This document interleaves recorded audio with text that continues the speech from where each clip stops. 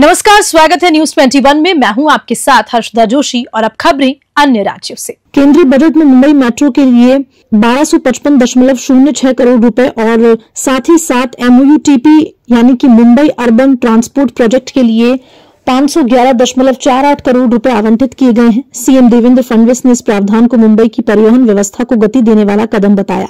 उन्होंने केंद्रीय बजट को देश के परिवर्तन के लिए सहायक मानते हुए कहा कि इस बजट में मुंबई और महाराष्ट्र के लिए नए प्रावधान बेहद आवश्यक हैं। इसके अलावा मुंबई अहमदाबाद हाई स्पीड रेल परियोजना के लिए 4004.31 करोड़ रुपए, पुणे मेट्रो के लिए 699.13 करोड़ रुपए और हरित यात्री सुविधाओं के लिए 792.35 करोड़ रुपए भी आवंटित किए गए।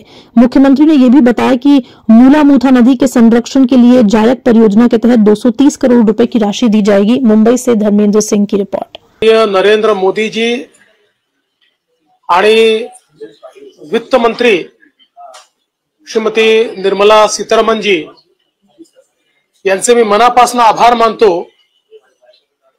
की मध्यम वर्गाकरता एक ड्रीम बजेट त्यांनी दिलेलं आहे आणि अपेक्षेपेक्षा अधिक म्हणजे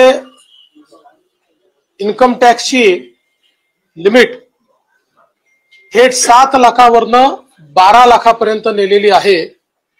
त्यामुळे आता 12 लाख रुपये उत्पन्न असणाऱ्यांना कोणताही टॅक्स भरावा लागणार नाही अशी जी इन्कम टॅक्सची रचना करण्यात आलेली आहे याचा मोठा फायदा मध्यमवर्गीयांना, नोकरदारांना, नवतरुणांना या ठिकाणी होणार आहे।